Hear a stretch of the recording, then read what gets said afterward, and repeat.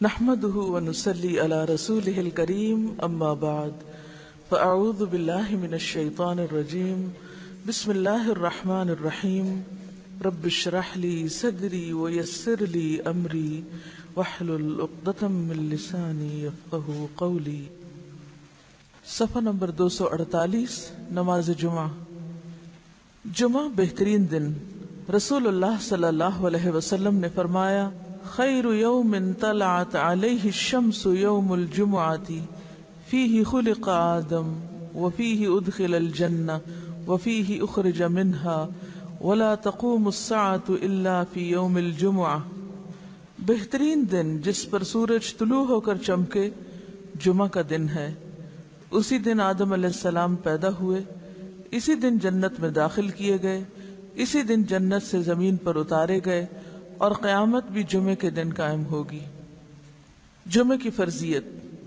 ارشاد باری تعالی ہے، یا ایھا الذین آمنوا اذا نودی للصلاة من یوم الجمعۃ فاسعوا الی ذکر اللہ وذروا البیع ذلکم خیر لکم ان کنتم تعلمون۔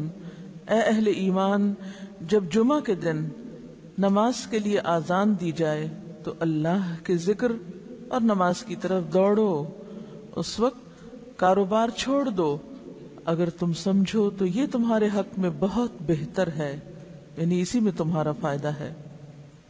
لیکن سمجھنے کی بات ہے نا، کچھ لوگ اس وقتی تجارت میں فائدہ سمجھتے ہیں جو حقیقت میں خسارہ ہے، یعنی اس وقت تجارت کرنا یا اس وقت دنیا کے کام کرتے رہنا اور اللہ کی پکار پر لبیک نہ کہنا۔ حضرت ابو الجعد دمری رضی اللہ عنہ سے روایت ہے کہ رسول اللہ صلی اللہ علیہ وسلم نے فرمایا، جو شخص سستی کی وجہ سے 3 جمعے چھوڑ دے تو اللہ تعالیٰ اس کے دل پر مہر لگا دیتا ہے۔ آپ صلی اللہ علیہ وسلم نے فرمایا، لوگ جمعہ چھوڑنے سے باز آ جائیں ورنہ اللہ تعالیٰ ان کے دلوں پر مہر لگا دے گا، پھر وہ غافل ہو جائیں گے۔ تو اس سے پتہ چلتا ہے کہ جب انسان ایک نافرمانی کرتا ہے اور اس کے بعد توبہ نہیں کرتا اور پھر دوبارہ وہی کام کرتا ہے اور پھر سے بارہ وہی کام کرتا ہے تو پھر وہ اللہ کی رحمت سے دور ہونے لگتا ہے اور ایسا بے حس ہوتا ہے کہ نیکی کا شوق بھی اور گناہوں پر کسی قسم کی فکر اور پریشانی سب ختم ہو کر رہ جاتا ہے۔ حضرت ابن مسعود سے روایت ہے کہ رسول اللہ صلی اللہ علیہ وسلم نے ان لوگوں کے گھروں کو جو جمعہ سے پیچھے رہ جاتے ہیں جلا دینے کا قصد کیا، یعنی یہ ارادہ کیا کہ ان کے گھر ہی جلا دیے جائیں۔ جمعہ کا چھوڑنا بہت بڑا گناہ ہے، اس پر شدید وعید ہے، لہذا ہر مسلمان پر جمعہ پڑھنا فرض ہے، اس میں ہرگز سستی نہیں کرنی چاہیے۔ جب خطیب ممبر پر چڑھے اور آذان ہو جائے تو سارے کاروبار حرام ہو جاتے ہیں۔ جمعہ کے متفرق مسائل۔ نمبر 1، رسول اللہ صلی اللہ علیہ وسلم نے فرمایا، جس کا اللہ اور آخرت کے دن پر ایمان ہے اس پر جمعہ فرض ہے۔ مریض، مسافر، عورت، نابالغ لڑکا اور غلام جمعہ کی فرضیت سے مستثنی ہے، یعنی ان پر جمعہ فرض نہیں، اگر چاہیں تو پڑھ لیں، نہیں تو ظہر کی نماز بھی کافی۔ نمبر 2، نبی صلی اللہ علیہ وسلم نے فرمایا، جو شخص جمعہ کے روز خوب اچھی طرح نہائے اور پا پیادہ یعنی پیدل مسجد میں جائے، امام کے نزدیک ہو کر دل جمی سے خطبہ سنے، یعنی ادھر ادھر غفلت کے ساتھ نہیں بلکہ پوری توجہ کے ساتھ اگلی صفوں میں بیٹھ کر، اور کوئی لغو بات نہ کرے، تو اس کو ہر قدم پر 1 برس کے روزوں کا اور اس کی راتوں کے قیام کا ثواب ہوگا۔ یعنی اتنا فضیلت والا عمل ہے اگر کوئی شخص پوری توجہ اور محبت اور شوق کے ساتھ کرے۔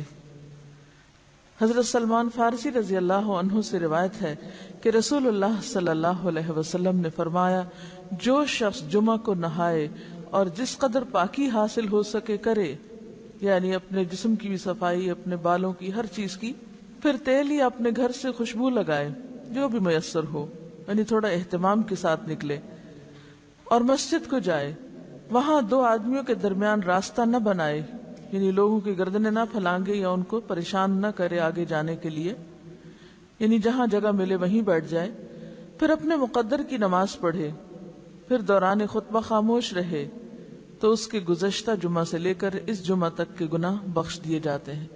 اب یہاں پر گناہوں کی بخشش کس چیز کے ساتھ منسلک ہے کہ انسان اپنی ذات سے کسی کو تکلیف نہ دے، یعنی صرف اتنا نہیں کہ آپ خود شوق سے چلے ہیں نیکی کرنے، عبادت کرنے، اور اپنے شوق میں دوسروں کے لیے باعث اذیت ہیں، ایسا نہیں ہونا چاہیے۔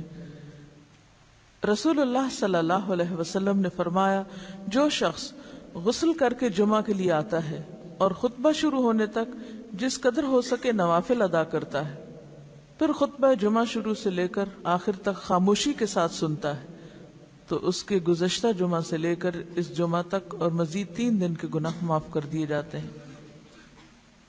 حضرت عبداللہ بن عباس رضی اللہ عنہ فرماتے ہیں، مسجد نبوی کے بعد جو سب سے پہلا جمعہ پڑھا گیا وہ بحرین کے گاؤں جوافہ میں عبد القیس کی مسجد میں تھا۔ اس سے کیا پتہ چلتا ہے کہ جمعہ صرف بڑے شہر میں ہی نہیں بلکہ گاؤں وغیرہ میں بھی پڑھا جا سکتا ہے، یا جہاں بھی لوگوں کی آبادی ہو، اکٹھے رہتے ہوں، وہاں پر جمعہ پڑھنا چاہیے، یہ جمعے کا اہتمام کیا جانا چاہیے۔ یہاں اس موقع پر میں یہ یاد دہانی آپ کو کرا دوں کہ جن خواتین کے لڑکے ہیں خاص طور پر ان کو، اپنے شوہروں کو، اپنے مرد رشتہ داروں کو یہ احادیث ضرور پڑھوا دیں یا ان کو یاد دہانی کرا دیں، تاکہ وہ اگر جاتے بھی ہیں جمعہ پڑھنے تو شوق سے جایا کریں اور ان آداب کا خیال بھی رکھیں جو رکھنے چاہیے۔ اسد بن زرارہ نے نقیع الخدمات کے علاقے میں بنو بیازہ کی بستی حزم النبیت جو مدینہ سے 1 میل کے فاصلے پر تھی اس میں جمعہ قائم کیا۔ حضرت عبداللہ بن عمر مکہ اور مدینہ کے درمیان بسنے والے لوگوں کو جمعہ پڑھتے دیکھتے تو اعتراض نہ کرتے۔ نمبر 4، حنین کے دن بارش ہو رہی تھی تو رسول اللہ صلی اللہ علیہ وسلم نے اپنے منادی کو حکم دیا، آج اپنی اپنی قیام گاہوں میں نماز پڑھنے کا اعلان کر دو، اور وہ جمعہ کا دن تھا۔ یعنی اگر بارش کا موسم ہو اور جانے میں تکلیف ہو تو ایسی صورت میں پھر ظہر کی نماز گھر پہ پڑھی جا سکتی ہے جب نکلنے میں حرج ہو۔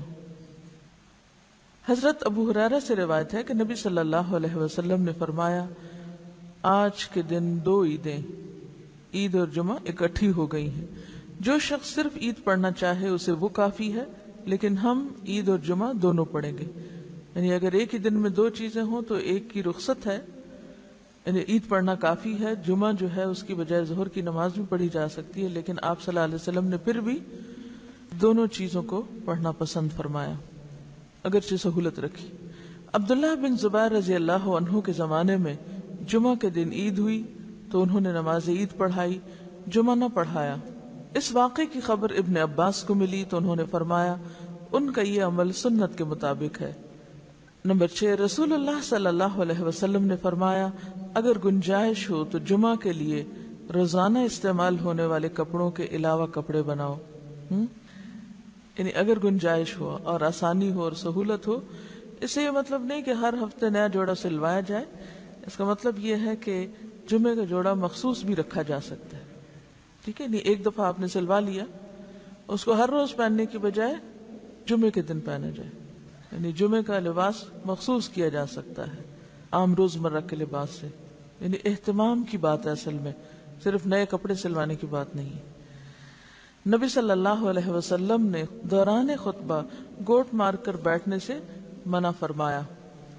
گوٹ مارنا اس طرح بیٹھنے کو کہتے ہیں کہ ہاتھ یا کپڑے کے ساتھ رانوں کو پیٹ سے ملا کر بیٹھے، ٹھیک ہے، اس طرح بیٹھنے سے عموماً نیند آ جاتی ہے اور پھر آدمی خطبہ نہیں سن سکتا۔ علاوہ ازیں اس حالت میں آدمی اکثر گر پڑتا ہے یا بے حجاب ہونے کا بھی اہتمام ہوتا ہے۔ بیٹھ کے دکھائیے، جی ہاں، اس طرح، یعنی بہت ہی ریلیکس قسم کی اور کیجول قسم کی سٹنگ ہے، یہ اس سے منع کیا گیا ہے۔ نمبر 8، جابر بن سمرہ رضی اللہ عنہ سے روایت ہے کہ رسول اللہ صلی اللہ علیہ وسلم کھڑے ہو کر خطبہ دیتے اور 2 خطبوں کے درمیان بیٹھتے۔ جو شخص یہ کہے کہ آپ بیٹھ کر خطبہ دیتے تھے اس نے غلط بیانی کی۔ حضرت کعب بن عجرہ سے روایت ہے کہ وہ مسجد میں داخل ہوئے اور عبد الرحمن ابن ام الحکم بیٹھے ہوئے خطبہ دے رہے تھے۔ کعب نے کہا، اس خبیث کی طرف دیکھو، بیٹھے ہوئے خطبہ دیتا ہے، حالانکہ اللہ تعالیٰ فرماتے ہیں وَإِذَا رَأَوْا تِجَارَةً أَوْ لَهْوًا انفَضُّوا إِلَيْهَا وَتَرَكُوكَ قَائِمًا، اور جب یہ لوگ کوئی سودا بکتا دیکھتے ہیں یا کوئی تماشا دیکھتے ہیں تو اس کی طرف بھاگ اٹھتے ہیں اور آپ کو خطبے میں کھڑا ہی چھوڑ دیتے ہیں. قرآن پاک سے یہ بات پتہ چلتی ہے کہ خطبہ کھڑے ہو کر دینا چاہیے. اب یہاں پر آپ سوچ رہے ہوں گے کہ بہت سخت لفظ استعمال کیا اور شاید ان کے پیچھے یا چھپ کے یا غیبت کے طور پہ کیا. تو اصل بات یہ ہے کہ صحابہ کرام کے اندر آپ نے ایک چیز دیکھی ہوگی کہ وہ سنت کے خلاف کوئی چیز برداشت نہیں کرتے تھے، کیونکہ وہ اللہ کے رسول صلی اللہ علیہ وسلم کو اپنی ذات، اپنی اولاد، اپنے والدین، اپنی ہر چیز سے زیادہ محبوب رکھتے تھے اور آپ کی باتوں کو بھی اسی طرح اہمیت دیتے تھے. لہٰذا کہیں وہ کوئی چیز آپ کی سنت کے خلاف ہوتے دیکھتے تو وہ ان کے لیے بہت ہی سخت ہوتی اور اسی لیے سخت الفاظ بھی استعمال کر جاتے. تو بات یہ کہ اسی کا نام من احب للہ و ابغض للہ ہے، وآتا للہ و منع للہ. جب ہم دین میں محبت کی بات کرتے ہیں تو ہم سمجھتے ہیں کہ محبت پھر جائز ناجائز ہر بات پہ محبت. یہ بات غلط ہے. ٹھیک ہے درست چیز کو اپریشیٹ کیا جائے اور جو غلط بات ہے اس کو غلط بتایا جائے، اور غلطی جتنی زیادہ بڑی ہو اس کے لیے اتنا ہی فرم ہونا چاہیے. اس کے لیے پھر ڈھیلا ڈھالا رویہ نہیں اختیار کرنا چاہیے جبکہ بات پوری طرح دوسروں کو بتائی بھی جا چکی ہو. لیکن ایک بات یاد رکھیے کہ صحابہ کرام کا جو باہم تعلق یا واسطہ تھا، ان کی جو تربیت جس ڈھنگ پر ہوئی تھی، وہاں ذات اور انا اور میں اور شخصیت پرستی جیسی چیزیں نہیں تھی. وہاں محبت بھی اللہ کے لیے تھی اور بغض بھی اللہ کے لیے تھا، اور اس کے ساتھ ساتھ وہ کسی چیز کو اپنی ذاتی وقار کا مسئلہ نہیں بناتے تھے، اس کو پرسنلی نہیں لیتے تھے.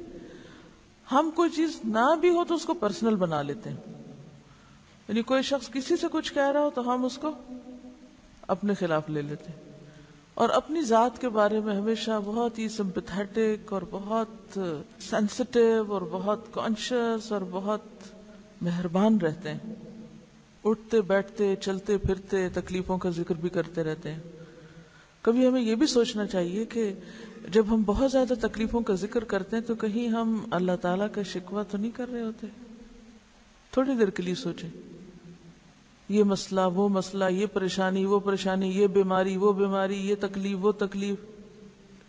یعنی تھوڑی دیر کے لیے اس بات پر اگر غور کریں کہ اگر ہر وقت ہماری زبان سے شکوے شکایات ہی نکلتے رہیں تو ہمیں کیا معلوم نہیں کہ ہر نقصان، ہر تکلیف، ہر بیماری اللہ کے اذن سے ہی آتی، اور ہر چیز اسی کے ہاتھ میں. وہ جب چاہے اللہم لا مانع لما آتیت ولا معطی لما منعت ولا ينفع ذا الجد منک الجد.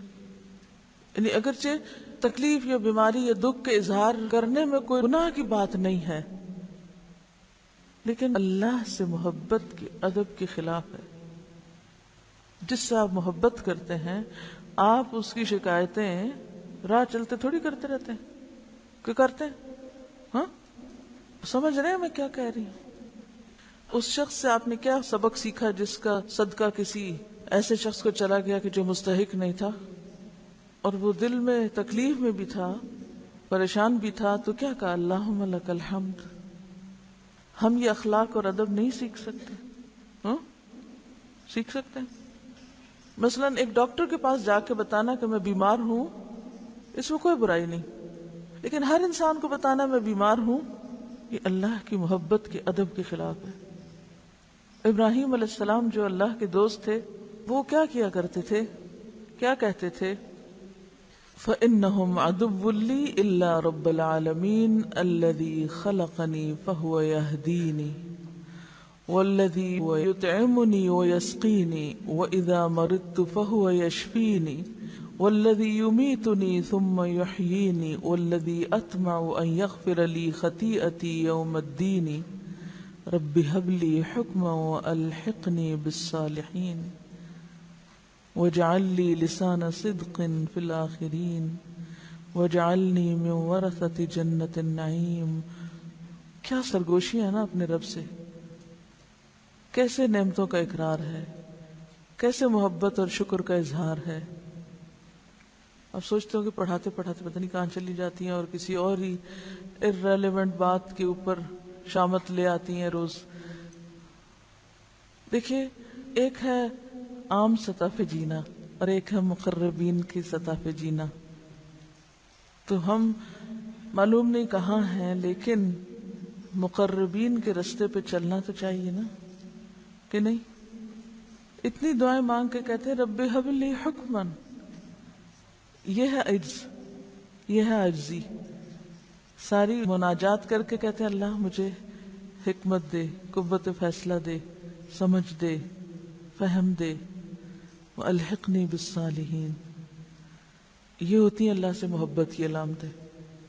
شکوہ محبت کی موت ہوتا ہے، شکوہ محبت کی موت ہوتا ہے. جس سے محبت ہوتی ہے اس سے شکوے نہیں کیے جاتے، یا اس کے شکوے یا اس کی شکایتیں دوسروں کے سامنے نہیں کی جاتی. جب کھینچ کے آہے سر کہتا ہے کوئی بندہ، جس حال میں بھی رکھے صد شکر ہے اللہ کا. میں سوچنے لگتا ہوں یہ شکر کیا اس نے یا تانا دیا اس نے رزاق دو عالم کو. میں سوچتی ہوں کبھی کبھی کہ ہم ناسمجھی میں پتہ نہیں کیا کیا کرتے ہیں، اور پھر ہم مطمئن اتنے رہتے ہیں کہ ہم سب ٹھیک کر رہے ہیں. یہ جو دھوکہ ہے نا نفس کو، اور یہ جو خوش فہمی اور غلط فہمی ہے ہمیں اپنے بارے میں، اس کے لیے دعا کیا کریں کہ یا اللہ مجھے میرے عیب دکھا. کیونکہ یہ جو دھوکہ ہے خود کا سخت نقصان دہ ہے، اور دنیا میں ہمیں کوئی نہیں پتا چل رہا کہ ہم نیکی کے پردے میں کیا کیا گڑبڑ کر رہے ہیں. قیامت کے دن جب اعمال نامے سامنے آئیں گے نا نمبر لگ کے، تو ہوش اڑ جائیں گے کہ یہ میں کس غلط فہمی میں رہا. رسول اللہ صلی اللہ علیہ وسلم نے جمعہ کا خطبہ دیا. آپ کے سر پر سیاہ رنگ کی پگڑی تھی، اس کے دونوں سرے آپ نے کندھوں کے درمیان چھوڑے ہوئے تھے. اس کے دونوں سرے آپ نے کندھوں کے درمیان چھوڑے ہوئے تھے. رسول اللہ صلی اللہ علیہ وسلم نے جمعہ کے دن مسجد میں نماز جمعہ سے پہلے حلقہ بنانے سے منع فرمایا ہے. یعنی یہ نہیں کہ صبح سے ہی آ کے وہاں حلقہ بنا کے بیٹھ جاؤ، کچھ پڑھنے لگ جاؤ. اب سوال یہ پیدا ہوتا ہے کہ جمعہ سے پہلے اس سے منع کیوں کیا گیا؟ دعا مانگ کے جواب دے اللہ سے کہ اللہ صحیح حکمت دے اور صحیح بات کی توفیق دے. دیکھیے کہ ہر چیز کا اپنا ایک مقام ہوتا ہے نا. آپ کو جمعہ کے لیے جانا ہے، جمعہ کی نیت سے جائیں گے نا مسجد میں، اور اگر حلقہ بنانے یا بیٹھنے کے لیے جانا ہے تو وہ اس نیت سے پہلے ہی جا کے بیٹھیں گے نا. تو وہ جو اصل کام ہے وہ کس میں دب جائے گا؟ اس پہ ایک شیڈو آ جائے گا نا کسی اور عمل کا. مثلاً یہ ایسا ہی ہے جیسے آپ کو کوئی کھانے سے پہلے میٹھا کھلا دے. کئی ملکوں میں کھانے سے پہلے میٹھا کھاتے ہیں. مجھے اب یاد نہیں کہا، میں کہیں کسی جگہ پر گئی تو انہوں نے پہلے میٹھا سرو کیا. میں نے کہا یہ رکھ دیں ابھی بعد میں. کہتے نہیں ہمارے ہاں پہلے میٹھا کھایا جاتا ہے. اچھا، لیکن ہمارے ہاں جیسے عادات ہیں اس میں کیا ہے کہ میٹھا آخر میں کھایا جاتا ہے. ٹھیک ہے، اب اگر کھانے سے پہلے میٹھا کھا لیں تو اس سے کیا امپیکٹ ہوتا ہے کھانے پر؟ کھانے سے پہلے کیا کھاتے ہیں؟ ایپیٹائزر. تو میٹھا ایپیٹائزر نہیں ہے، وہ کیا کرتا ہے؟ فلنگ کر دیتا ہے، بھوک ختم کر دیتا ہے. تو اگر آپ جناب جمعہ سے پہلے ہی ہلکے بنا کے بیٹھ گئے کچھ کرنے کرانے، تو کیا ہوگا؟ جب تک جمعے کا وقت آئے گا پیٹ بھر چکا ہوگا. کیونکہ ہر عبادت کے اندر ایک شوق، اس عبادت کی روح یا جو اس کی اہمیت ہے یا جو اس کے اندر شوق اور ذوق ہے وہ ماند پڑ جائے گا. پہلے سے ہی تھک جائیں گے آپ. عید کی نماز سے پہلے کوئی نوافل نہیں ہے. بنیادی بات یہی ہے کہ اس سے جو جمعے کی اہمیت یا جمعے کی جو خصوصیت ہے اس پر ایک طرح سے اثر بھی پڑتا ہے. چلیے آگے چلتے ہیں. لہذا جو علماء خطبہ جمعہ سے پہلے تقریر کرتے ہیں انہیں اس عمل کو ترک کر دینا چاہیے. حضرت انس رضی اللہ عنہ کہتے ہیں کہ رسول اللہ صلی اللہ علیہ وسلم شدت کی سردی میں جمعہ کی نماز سویرے پڑھتے تھے اور شدت کی گرمی میں دیر سے پڑھتے تھے. حضرت جابر کہتے ہیں کہ جب رسول اللہ صلی اللہ علیہ وسلم خطبہ ارشاد فرماتے تو آپ کی آنکھیں سرخ ہو جاتی، آواز بلند ہوتی اور جوش میں آ جاتے تھے، گویا کہ آپ ہمیں کسی ایسے لشکر سے ڈرا رہے ہیں جو صبح یا شام ہم پر حملہ کرنے والا ہے، اور فرماتے کہ میں اور قیامت ساتھ ساتھ اس طرح بھیجے گئے ہیں، آپ اپنی شہادت کی اور درمیانی انگلی کو ملا دیتے، یعنی میرے بعد اب اور کوئی پیغمبر نہیں آئے گا، میرے بعد اب قیامت ہی آئے گی۔ تو اس سے کیا بات پتہ چلتی ہے؟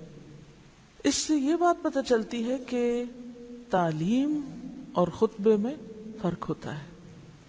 تعلیم میں آپ کا انداز کیا تھا؟ آہستہ آہستہ بولتے، لفظ گنے جا سکتے تھے، ایک بات بعض اوقات 3 بار بھی دہراتے، لیکن خطبے کا انداز فرق تھا، وہ زوردار ہوتا تھا، وہ شدت والا ہوتا تھا، اس میں ایک انذار کا پہلو غالب ہوتا تھا، وہ لوگوں کو جھنجھوڑنے والا ہوتا تھا، غفلت سے جگانے والا ہوتا تھا، بیدار کرنے والا ہوتا تھا۔ اس سے کیا بات سامنے آتی ہے کہ ہر موقع کی مناسبت سے تعلیم کا انداز اور تربیت کا فرق ہونا چاہیے، ہر وقت ایک ہی روٹین میں کام نہیں کرنا چاہیے، ویسے بھی طبیعتیں پھر اکتانے لگتی۔ نبی صلی اللہ علیہ وسلم نے فرمایا، امام کے ساتھ جتنی نماز پالو وہ پڑھو اور جو رہ جائے اسے پورا کرو۔ اس حدیث کی روح سے نماز جمعہ کی دوسری رکعت کے سجدہ یا تشہد کو پانے والا سلام پھرنے کے بعد اٹھ کر 2 رکعتیں پڑھے گا، 4 نہیں، کیونکہ اس کی فوت شدہ نماز 2 رکعتیں ہیں، 4 رکعتیں نہیں۔ یعنی جمعہ اگر اپنے آخری حصے میں آپ نے پایا، ایسا امام جو تھا وہ آخری سجدہ کر رہا تھا اور آپ مسجد میں داخل ہوئے، یا وہ اتحیات بیٹھے تو سلام سے پہلے آپ بیٹھ گئے ساتھ، تو ایک طرح سے جمعے کا ثواب تو مل گیا، لیکن بعد میں 2 رکعتیں پڑھی جائیں گی، ظہر بنا کے 4 نہیں پڑھی جائیں گی۔ دوران خطبہ 2 رکعتیں پڑھ کر بیٹھو۔ رسول اللہ صلی اللہ علیہ وسلم جمعہ کا خطبہ ارشاد فرما رہے تھے کہ ایک شخص سلیق غطفانی مسجد میں آئے اور 2 رکعتیں پڑھے بغیر بیٹھ گئے۔ نبی صلی اللہ علیہ وسلم نے پوچھا، کیا تم نے 2 رکعتیں پڑھی ہیں؟ اس نے عرض کی، نہیں یا رسول اللہ۔ آپ نے فرمایا، کھڑے ہو جاؤ اور 2 رکعتیں پڑھ کر بیٹھو۔ پھر آپ نے ساری امت کے لیے حکم دے دیا، جب تم میں سے کوئی ایسے وقت مسجد میں آئے کہ امام خطبہ دے رہا ہو تو اسے 2 مختصر سی رکعتیں پڑھ لینی چاہیے، یعنی خطبے کے دوران بھی پڑھ سکتا ہے۔ جمعہ سے پہلے نوافل کی تعداد مقرر نہیں، بلکہ نبی صلی اللہ علیہ وسلم نے اجازت دی کہ جتنے بآسانی پڑھ سکتے ہیں پڑھ لیں، یعنی ایک دفعہ آپ مسجد میں آ گئے ہیں، آپ 2 پڑھیں، 4 پڑھیں، 6 پڑھیں، جتنے آپ کے پاس موقع ہے، وقت ہے، تو انتظار میں فارغ بیٹھنے کی بجائے بہترین ذکر ہے نماز وہ کریں، مگر کم از کم 2 ضروری ہیں۔ گردنیں نہ پھلانگیں۔ حضرت عبداللہ بن بسر رضی اللہ عنہ سے روایت ہے کہ جمعہ کے دن رسول اللہ صلی اللہ علیہ وسلم خطبہ دے رہے تھے کہ ایک شخص لوگوں کی گردنیں پھلانگتا ہوا آنے لگا تو آپ نے یہ دیکھ کر فرمایا، بیٹھ جاؤ، تم نے لوگوں کو ایذا دی اور دیر لگائی ہے۔ آنیت و آذیت، دیر سے پہنچے ہو اور تکلیف دے رہے ہو، بعد میں آئے ہو اور گردنیں پھلانگ پھلانگ کے آگے آ کے بیٹھ رہے ہو، یہ بد اخلاقی بھی ہے، کیونکہ پہلے آنے والوں کا حق پہلا ہے۔ ہمیں تھوڑا سا اس بات کا ضرور خیال رکھنا چاہیے کہ ہر وقت اپنی ہی ذات کو اہم نہیں سمجھنا چاہیے کہ میں امپورٹنٹ ہوں، مجھے آگے جگہ ملنی چاہیے، مجھے قریب۔ اگر آپ کو اتنا ہی شوق ہے تو پھر آپ وقت پر آئیں۔ یعنی کوئی بھی کام جس میں دوسروں کا نقصان ہو اور اپنا فائدہ ہو تو ضرور اس کا وزن کرنا چاہیے کہ میں کسی کو نقصان دے کر اپنا فائدہ حاصل کر رہی ہوں تو یہ میں کس قسم کی نیکی کما رہی ہوں۔ دیکھیے، آپ ایک نیکی کرتے ہیں جس میں آپ نیکی کر رہے ہیں اور دوسرے کا کوئی نقصان نہیں، دوسرے کو کوئی تکلیف نہیں، لیکن اگر آپ نیکی کر رہے ہیں اور دوسرے کو تکلیف پہنچ رہی ہے اس سے، تو پھر آپ کو سوچنا پڑے گا، کیوں؟ آپ پہلے دفع مضرت کریں گے یا پہلے جلب منفعت کریں گے؟ دفع مضرت کریں گے نا، ٹھیک ہے نا؟ یعنی دوسروں کی تکلیف کو پہلے دور کریں۔ اس کی چھوٹی سی مثال ہے، مثلا آپ کو شوق ہے بلند آواز سے قرات کرنے کا، لیکن آپ کے آس پاس اور بہت سے لوگ ہیں، بلند آواز سے قرات پسندیدہ، منع نہیں ہے، لیکن اگر آپ بلند کریں اور دوسرے اپنا ذکر بھی نہیں کر پا رہے، کسی کام کے قابل نہیں، تو آپ کیا کر رہے ہیں؟ یہ کس قسم کی نیکی کر رہے ہیں؟ اس نیکی سے بہتر ہے کہ آپ دوسروں کو تکلیف سے بچائیں۔ اسی طرح کوئی شخص سو رہا ہے اور آپ تہجد پڑھنے کے لیے دروازہ کھول رہے ہیں، بند کر رہے ہیں، اذیت دے رہے ہیں دوسرے کو، تو کوئی بھی نیکی نہیں اگر اس نیکی کے پیچھے دوسروں کو اذیت دینا اور دوسروں کو تکلیف دینا اور دوسروں کو تنگ کرنا اور زچ کرنا اور دوسروں پہ بوجھ ڈالنا شامل ہو جائے۔ آپ نیکی ایسی کریں کہ جو دوسروں کے لیے تکلیف کا سبب نہ بنے۔ تو جمعہ کی نماز کے لیے آنے والوں کو جہاں جگہ ملے وہاں بیٹھ جانا چاہیے، دوسروں کو تکلیف نہیں دینی چاہیے۔ اب پہلے آنے والوں کا ثواب، حضرت ابو ہریرہ کہتے ہیں کہ رسول اللہ صلی اللہ علیہ وسلم نے فرمایا، فرشتے جمعہ کے دن مسجد کے دروازے پر ثواب لکھنے کے لیے کھڑے ہوتے ہیں اور سب سے پہلے آنے والے کا نام لکھ لیتے ہیں، پھر اس کے بعد آنے والے کا، اسی طرح لکھتے جاتے ہیں۔ جو شخص نماز جمعہ کے لیے اول وقت مسجد میں جاتا ہے اس کو اتنا ثواب ملتا ہے جتنا مکہ میں قربانی کے لیے اونٹ بھیجنے والے کو ثواب ملتا ہے۔ پھر جو بعد میں آتا ہے اس کو اتنا ثواب ملتا ہے جتنا مکہ میں قربانی کے لیے گائے بھیجنے والے کو، اس کے بعد آنے والے کو دمبا بھیجنے والے کے برابر، اس کے بعد آنے والے کو مرغی اور اس کے بعد آنے والے کو انڈا صدقہ کرنے والے کی مانند اجر ملتا ہے۔ پھر جب امام خطبہ دینے کے لیے نکلتا ہے تو فرشتے دفتر لپیٹ دیتے ہیں اور خطبہ سننے لگتے ہیں۔ رجسٹریشن کمپلیٹ، کون کون داخل ہو گیا اس ثواب میں، بس اب دروازہ بند۔ تو نیکی کے کاموں میں تاخیر کرنا اور ہمیشہ ڈیلے کرنا اور پیچھے رہنا، اس کے بارے میں حدیث آپ نے پڑھی ہوگی کہ کچھ لوگ پیچھے رہتے جاتے ہیں حتیٰ کہ اللہ ان کو پیچھے ڈال دیتا ہے۔ تو اس چیز کو ضرور مد نظر رکھیں کہ نیکی کے کام میں آگے بڑھنے والے ہی السابقون السابقون ہوتے ہیں، اللہ یہ کہ کوئی عذر ہو، کوئی تکلیف ہو، وہ اور بات ہے، لیکن عادت نہیں بنا لینی چاہیے سستی اور کسل مندی اور تاخیر کی۔ اچھا کوئی بات نہیں، پھر صحیح۔ رسول اللہ صلی اللہ علیہ وسلم نے فرمایا، جمعہ کے دن ایک گھڑی ایسی ہے کہ جو مسلمان اس گھڑی میں اللہ سے بھلائی کا سوال کرے تو اللہ تعالیٰ اس کو قبول کرتا ہے۔ نبی صلی اللہ علیہ وسلم نے فرمایا، جمعہ کی قبولیت کی گھڑی امام کے ممبر پر بیٹھنے سے لے کر نماز کے خاتمے تک ہے، یعنی اس سارے وقت میں کوئی بھی وقت انتہائی قبولیت کا۔ اچھا اب نشاندہی بھی کر دی گئی اور بتا بھی دی گئی کہ ایک گھڑی، اس سے کیا فائدہ ہوگا کہ لوگ اس وقت کو پوری طرح اللہ کی طرف متوجہ ہو کے گزاریں گے، کہ معلوم نہیں کون سی گھڑی اور میں اس گھڑی میں ادھر ادھر دیکھتا ہوا غافل رہ کے وقت ضائع کر بیٹھوں، یہ چانس گنوا بیٹھوں۔ اگر کوئی آپ کو یہ کہے کہ اگلے 10 منٹ میں آپ کے اوپر چھت سے ایک سونے کا انڈا نیچے گرنے والا ہے، تو آپ کیا کریں گے؟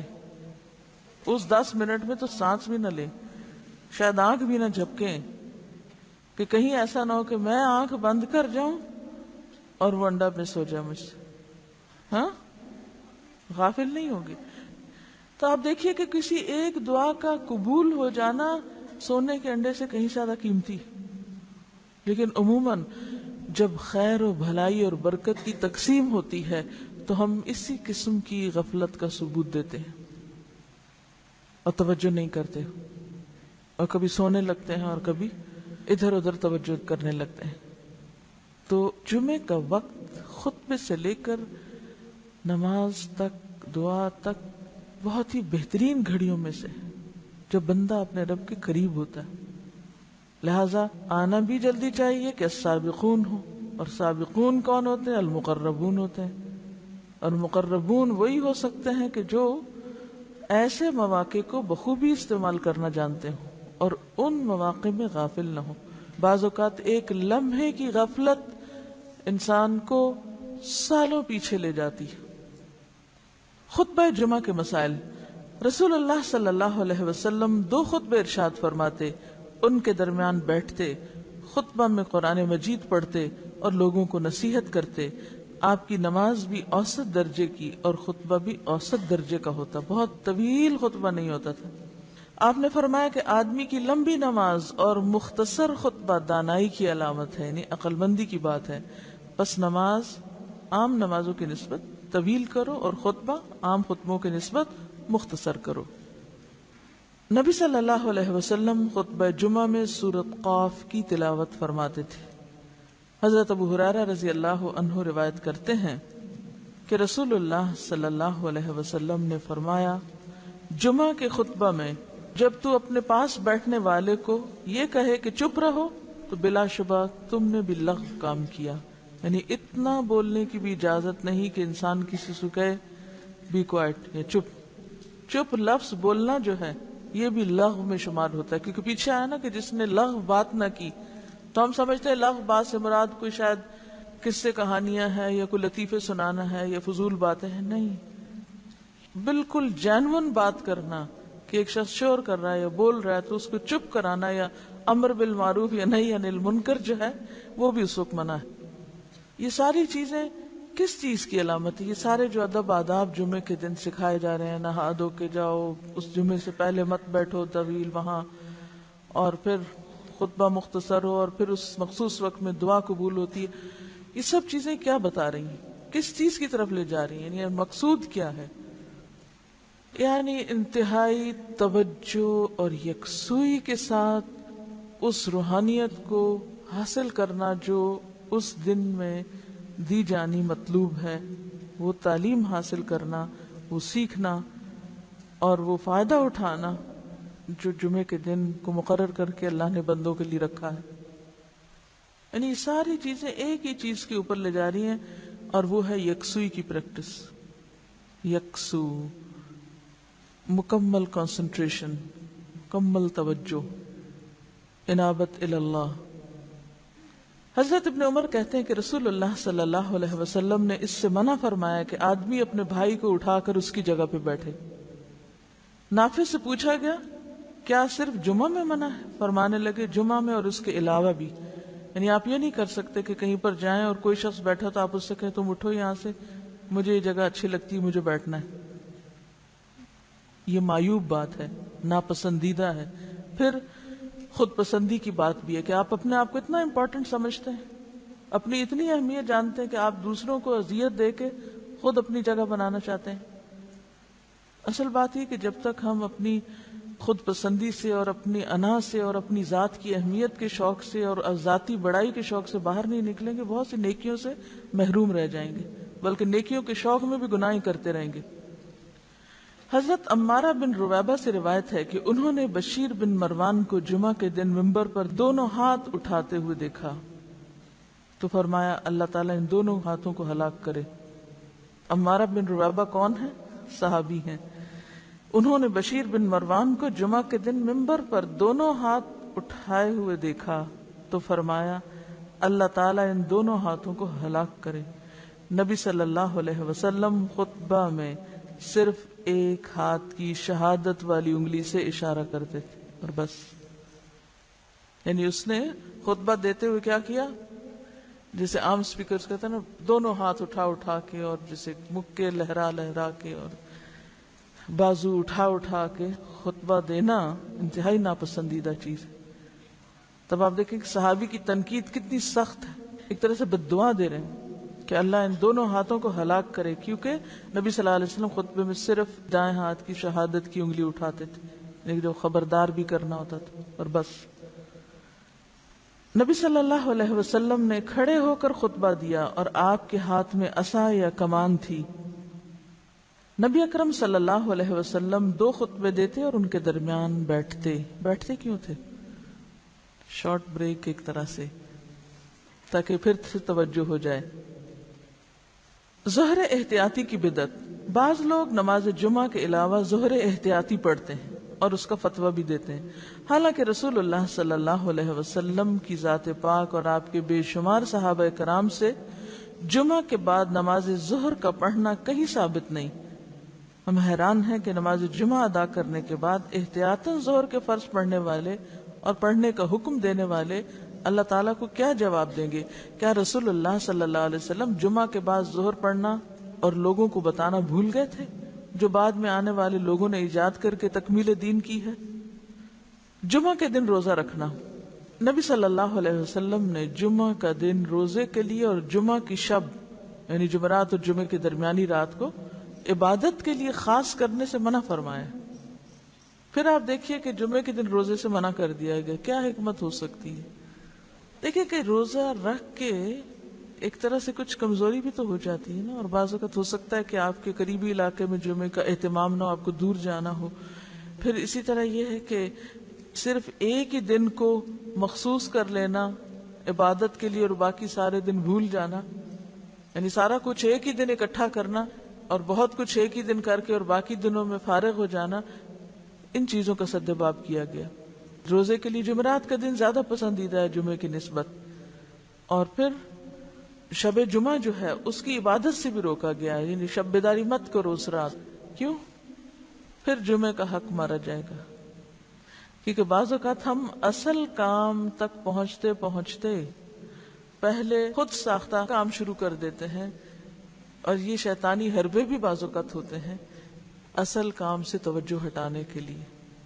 اور دیکھیں یہ جو ٹائم مینجمنٹ کے اصول ہیں ان میں ایک بہت ہی بنیادی اور اہم اصول کیا ہے کہ اہم کام سب سے پہلے، اور کاموں کو پرائرٹائز کرنا، یعنی اگر آپ چاہتے ہیں کہ بر وقت کام ہو اور آپ اپنے وقت کا بھرپور استعمال کریں تو اس میں اہم چیز پہلے، اور اپنی ترجیحات کا تعین، یعنی کاموں کو پرائرٹائز کرنا، یہ بہت اہم ہے۔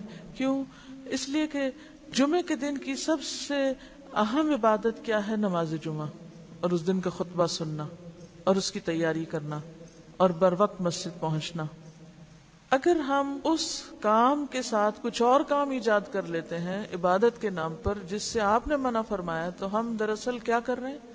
اصل کام کی ترجیح پر اثر انداز ہو رہے ہیں، یعنی اصل کام کو اہم نہیں بلکہ غیر اہم کر رہے ہیں۔ عید کے دن بھی روزہ رکھنے سے آپ نے منع فرمایا نا، اور جمعہ بھی ایک چھوٹی عید ہے، ایک طرح سے خوشی کا دن بھی ہے۔ دیکھیے کہ بعض لوگ تہجد پڑھ لیتے ہیں، فجر قضا کر دیتے ہیں۔ اسی طرح اگر کوئی شخص جمعے کی رات عبادت کرتا رہے اور جو جمعے کا وقت آئے تو اس وقت وہ سست ہو کے بیٹھ جائے اور خطبہ جمعہ میں بھرپور نیند لے کے اٹھے، کیونکہ اکثر ایسے ہی ہوتا ہے نا، جو لوگ راتوں کو بے وجہ جاگتے ہیں وہ پھر تعلیم کے وقت خوب سوتے ہیں اور سو کر سارے سونے کے انڈے کھو دیتے ہیں۔ دیکھیے کہ رات کی عبادت اور مخصوص کر لینا اس رات کو اور روزہ رکھنا یہ ایک انفرادی عبادت ہے، لیکن نماز جمعہ ایک اجتماعی عبادت ہے۔ تو بعض اوقات ہم انفرادی کاموں میں، ذاتی کاموں میں اس طرح لگ جاتے ہیں کہ اجتماعی کام جو ہیں وہ متاثر ہو جاتے ہیں، تو یہ درست نہیں۔ یعنی اس میں بہت سی حکمتیں ہو سکتی ہیں۔ جمعہ کا دن اور درود شریف کی کثرت، آپ صلی اللہ علیہ وسلم نے فرمایا، جمعہ کے دن مجھ پر بکثرت درود بھیجو، تمہارا درود مجھے پہنچایا جاتا ہے۔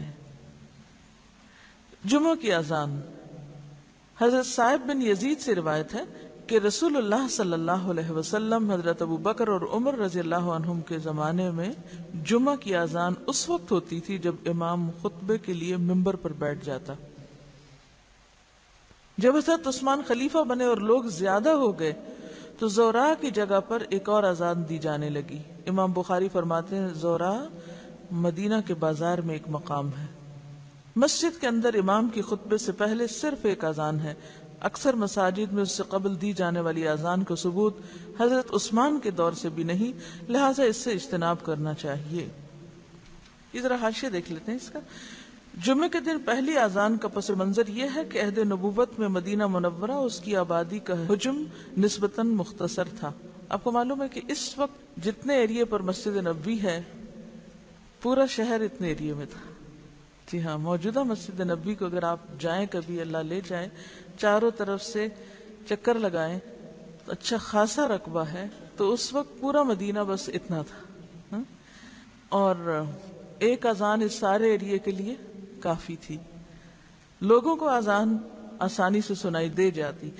عہد عثمانی میں آبادی زیادہ ہو گئی تو تمام لوگ اذان کی آواز سن نہیں پاتے تھے، جس کا لازمی نتیجہ یہ نکلا کہ گناہ گو مصروفیات کا شکار کئی لوگ مسجد میں بروقت پہنچنے سے قاصر ہو گئے۔ اس کا انتظامی حل یہ نکالا گیا کہ پہلے مسجد سے باہر بازار کے اندر اذان دی جائے، اس سے کچھ ہی دیر بعد مسجد نبوی میں دوسری اذان ہو جاتی۔ اور حضرت عثمان کا یہ اقدام بدعت نہ تھا، کیونکہ حضرت عثمان خلفائے راشدین میں سے ہیں۔ ان کے دور میں مدینہ منورہ میں جب پہلی دفعہ اس اذان کی ضرورت محسوس کی گئی تو انہوں نے اسے شرعی حکم کے طور پر نہیں، محض انتظامی حل کے طور پہ جاری کیا تھا، جسے صحابہ کرام کی خاموش تائید حاصل تھی۔ ظاہر ہے کہ جس چیز پر صحابہ کرام کو عمومی اتفاق ہو وہ بدعت نہیں ہوتی۔ وآخر دعوانا ان الحمد للہ رب العالمین، سبحانک اللہم وبحمدک، نشہد ان لا الہ الا انت، نستغفرک ونتوب الیک۔